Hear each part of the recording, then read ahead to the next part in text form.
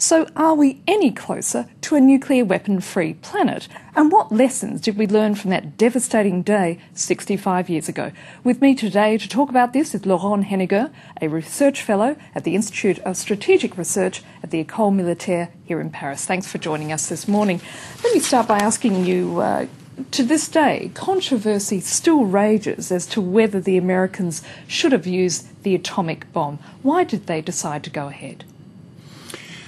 Officially, the reason invoked was that it would spare thousands of American lives, of US GIs, who were, without an atomic bomb, destined to land on Japan and to participate in an amphibious invasion of Japan, which would have most certainly been very costly in terms of human lives operation. So the reason invoked by the American government is, instead of doing such a dangerous and bloody amphibious landing, we shall drop two atom bombs on Japan. But they're also sending a message to the rest of the world, weren't they? Well, of course, it was a message destined to the Japanese government and the Japanese population, but it was also a message sent to the Soviet Union, which was still an ally of the United States, because we were at the very end of the Second World War, and but the Cold War was beginning to grow, and so it was a message destined to Stalin and Soviet Union, but also it was a sort of message to the whole world, stating, "No, we rule the waves." That's right. And I mean, having said that, by using the bomb, did they actually prevent a full-blown nuclear war in the 20th century by doing what they did? I think it helped preventing a full nuclear war in the rest of the 20th century. It helped, but it's certainly not the only reason. Certainly not. I think the main reason is that from the late 50s on, the people the governments who owned nuclear weapons, that at the time it was the United States of America, Soviet Union, Great Britain, France was about to get its own bomb too, China in '64. Those rulers were beginning to had begun already at the time to understand that atom bomb is not a weapon like another. It's a very specific one that has to remain in the hands of civilian rulers, politicians, and not in the sole hands of military people. And so it had to be used in a very, very strange and specific way, which was with a strategic doctrine of non-use. It was a weapon of deterrence. And so as a result, it really did reshape military thinking and operational planning, didn't it? Yes, I think the nuclear weapons in general didn't create what military historians call a military revolution per se, but it created a revolution in international relations and diplomacy, for sure, for the rest of the 20th century and still today. Now, for the Japanese, of course, this is a very sombre day indeed. Mm-hmm. What significance is it for them having an American diplomatic representative at that ceremony? Well, I think, I'm no Japanese, so I don't know exactly what they think, but what they think or feel.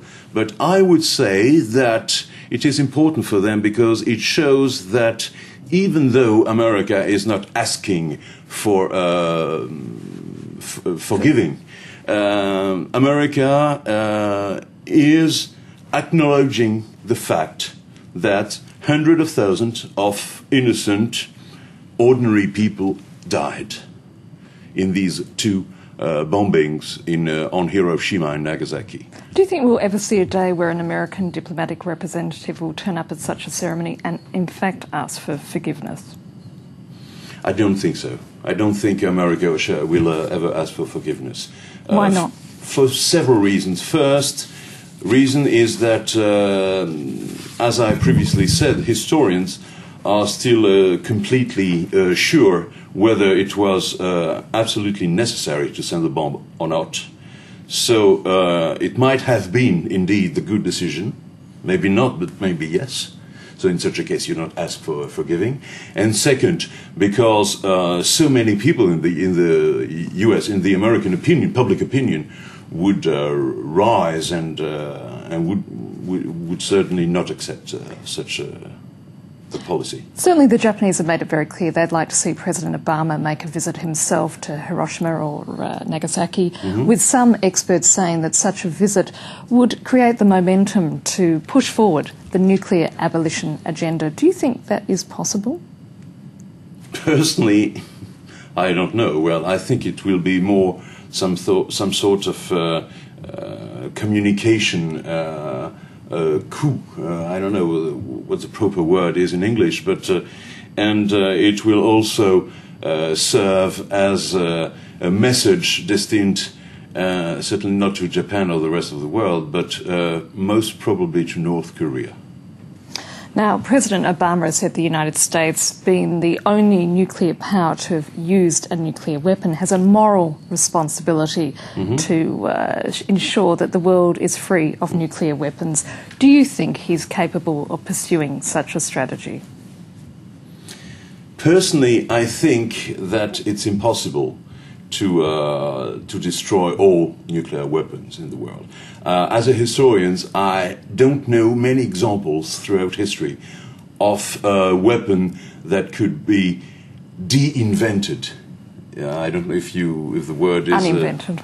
Uninvented. You know, the weapon is here. It does exist, and the means to build these weapons is also known. I don't know, and it's such a powerful weapon, not that much in terms of pure military effects, but in terms of diplomacy and international relations, that I don't see any superpower or even secondary power accept to get rid of all its nuclear weapons. But maybe I'm wrong. I don't know. Anyway, that's all we have time for today. Thank you so much for joining us. That's it for this edition of Top Story. Join us on Monday for another program. Until then, goodbye.